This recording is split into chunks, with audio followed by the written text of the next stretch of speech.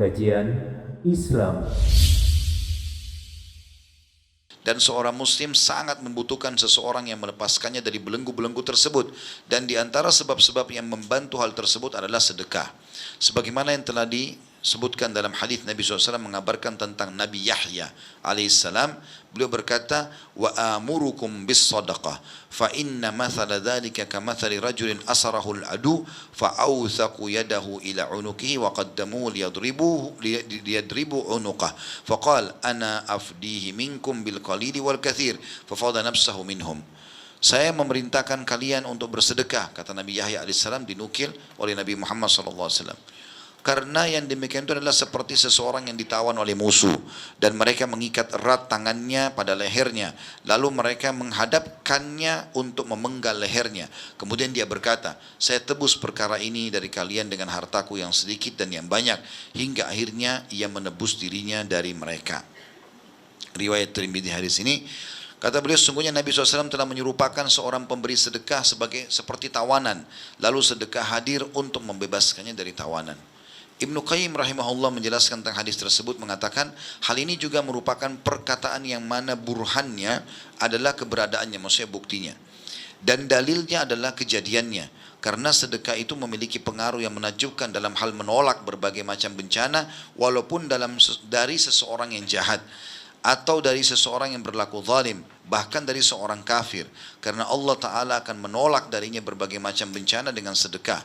Hal ini adalah suatu perkara yang telah dimaklumi di antara manusia, baik yang terpelajar maupun yang tidak. Mohon maaf saya agak cepat baca karena ini poinnya masih banyak.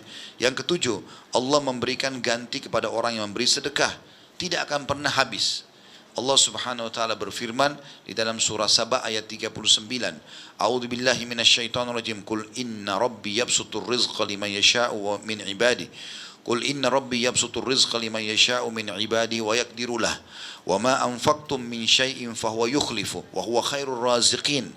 Katakan, hai Muhammad, sesungguhnya Tuhanku melapangkan rezeki bagi siapa yang dikehendakinya di antara hamba-hambanya, dan menyempitkan bagi siapa yang dikehendakinya.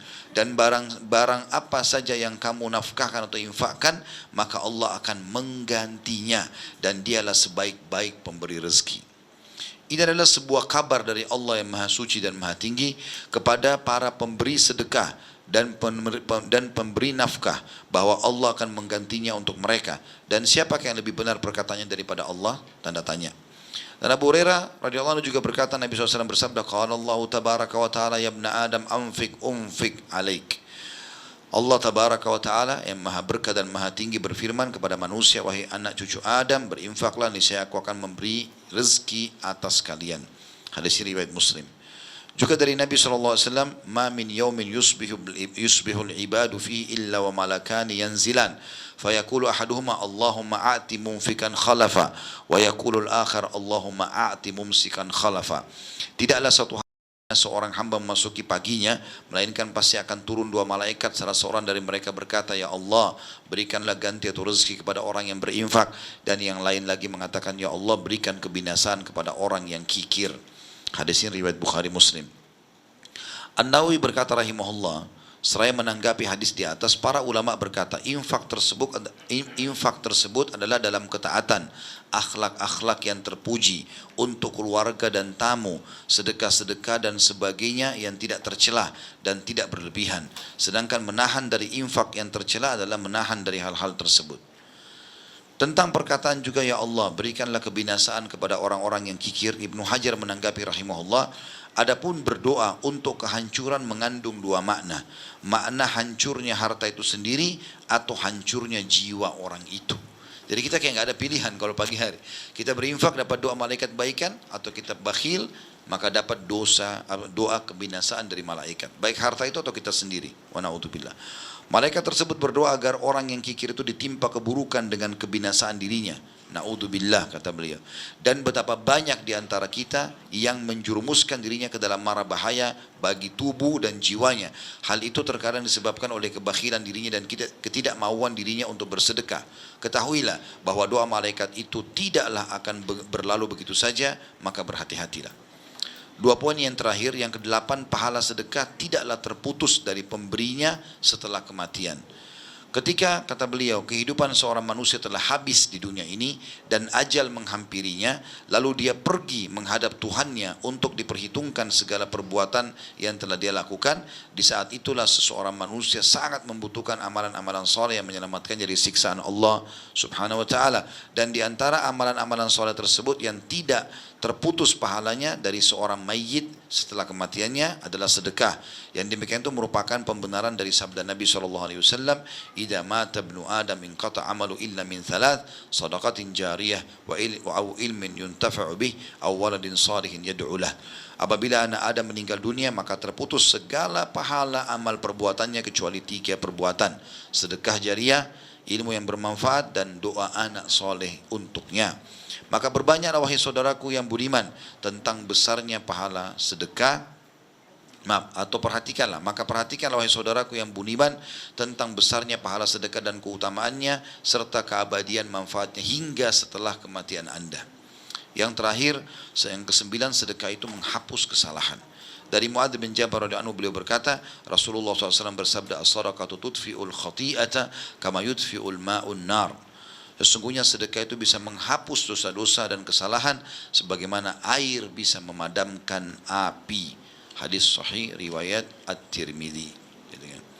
Tentu setelah itu ada banyak di sini penjelasan tentang masalah petunjuk Nabi SAW tentang bersedekah. Kemudian contoh-contoh para salafus saleh dalam bersedekah, di antaranya diangkat kedermawanan Nabi Muhammad SAW. Dikatakan dalam riwayat yang sahih, riwayat Bukhari, Anas bin Malik mengatakan kalau Nabi SAW tidak pernah menolak siapapun yang meminta kepada beliau.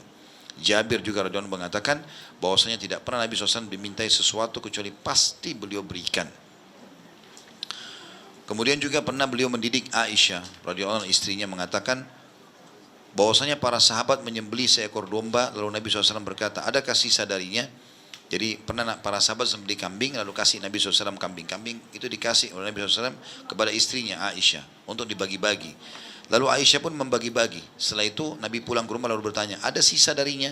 Aisyah berkata, tidak tersisa kecuali hanya pundaknya saja, ya, atau bagian lengannya yang Nabi SAW paling suka. Maka beliau bersabda, tersisa semuanya kecuali pundaknya. Maksudnya yang kau sedekahkan justru yang tersisa, yang kita ini yang mau makan ini akan habis jadi makanan saja, gitu kan. Dan ini cukup banyak tentunya riwayat-riwayat di sini. Tidak bisa semuanya saya bacakan karena buku ini masih cukup panjang. Tetapi ada yang ingin saya titik beratkan teman-teman sekalian. Nanti bukunya bisa dimiliki. Ini ada contoh bagaimana infaknya Abu Bakar, infaknya Utsman, infaknya Ibnu Umar, infaknya Aisyah, gitu. Kemudian juga infaknya Zainab binti Jahash radhiyallahu anhu ajma'in, infaknya Abu Dahdah, ya, yang masyhur waktu turun firman Allah Subhanahu wa taala dalam surah Al-Baqarah 245, A'udzubillahi minasyaitonir rajim, man dzalladzi yuqridullaha qardan hasana, siapakah yang mau memberikan pinjaman kepada Allah dengan pinjaman yang baik, ya. Maka ini saya ambil contohnya saja. Abu Dahdah mengatakan, wahai Rasulullah, apakah Allah hendak meminjam pinjaman dari kita? Kata Nabi SAW, iya benar wahai Abu Dahdah. Lalu dia berkata, perlihatkanlah tanganmu wahai Rasulullah. Lalu dia mengambil tangan beliau seraya berkata, saya telah memberi pinjaman kepada Allah berupa kebun saya. Kebunnya kebetulan berisi 600 pohon kurma. Lalu dia berjalan menuju kebunnya sedangkan Ummu Dahdah berada di dalamnya beserta keluarganya. Kemudian dia menyeru, wahai Ummu Dahdah. Dia berkata, ya. Abu Dahdah berkata, keluarlah dari kebun ini karena aku telah memberikannya kepada Allah sebagai pinjaman.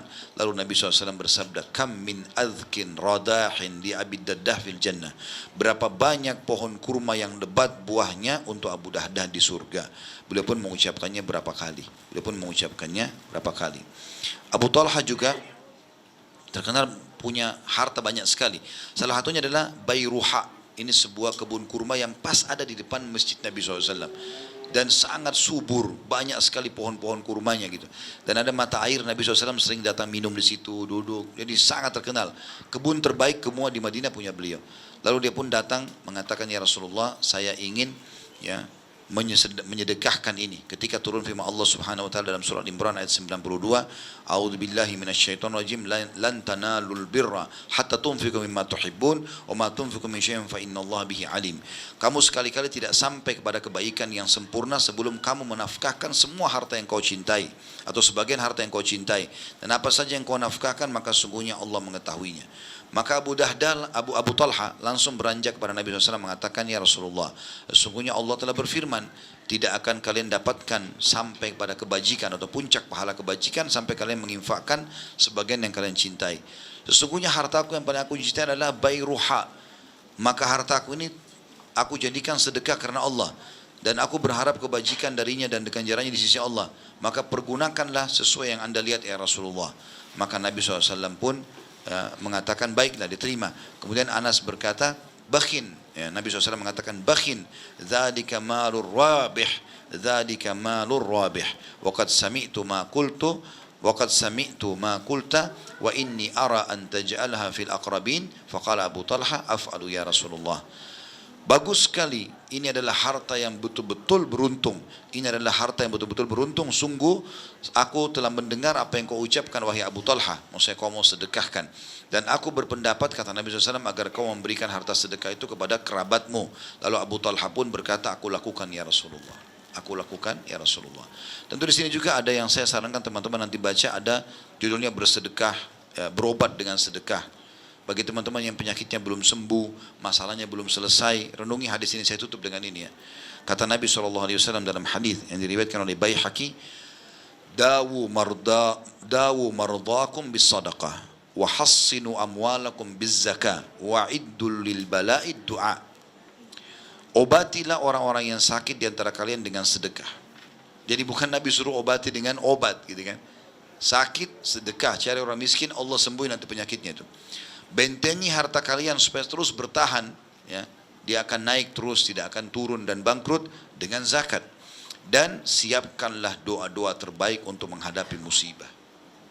Dan cukup banyak tentunya poin-poin yang berhubungan dengan masalah ini, diantaranya kisah-kisah nyata yang bisa teman-teman baca nanti insyaAllah. Allahu a'lam. Karena ini sudah menjelang jam 12, saya harus persiapan untuk tablik akbar sebentar, serial sahabat. Kita cukupkan sampai sini insyaAllah. Saya akan baca mungkin 2 pertanyaan ya. Yang pertama, kalau sudah terlanjur menggunakan uang tidak jelas halalnya untuk menghajikan atau umrah orang tua, bagaimana menebusnya? Dan orang yang berhaji atau umrah dapat pahala atau tidak? Kalau orang yang haji dan umrah tahu itu uang haram, tidak dapat apa-apa. Gitu kan? Yang saya tahu justru tidak bisa. Ada sebuah riwayat itu yang menjelaskan, Nabi SAW menggambarkan tidak ada orang yang menginfakkan hartanya kepada harta yang haramnya kepada sesuatu kecuali akan menambah dosa baginya. Walaupun dasarnya dibuat dalam beribadah gitu kan. Maka dianggap ini hajinya sebaiknya tidak sah. Dan dia coba menghajikan lagi orang tuanya dari harta-harta yang halal. Setelah Assalamualaikum warahmatullahi wabarakatuh, saya pernah dengar sedekah yang paling baik ke saudara terdekat, orang tua, kakak atau adik di sisi Allah. Apakah itu dalilnya sahih? Benar, ke sanak kerabat. Itu yang paling baik.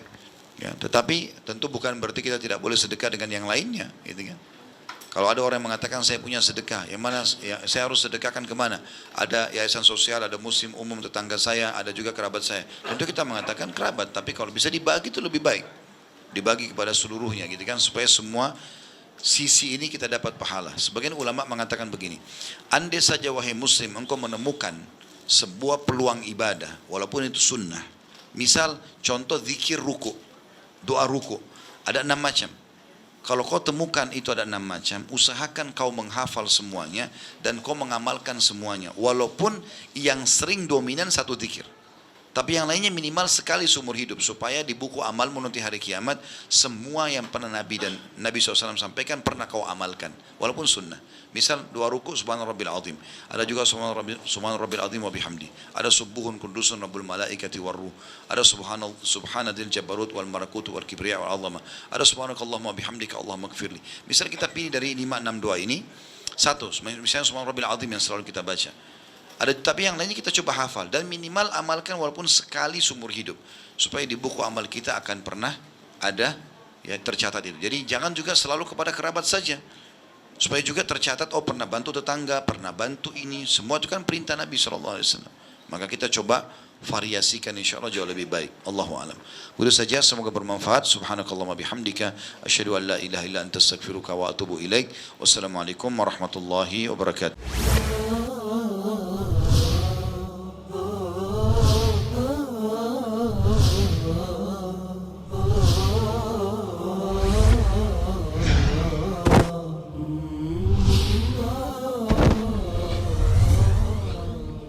Kajian Islam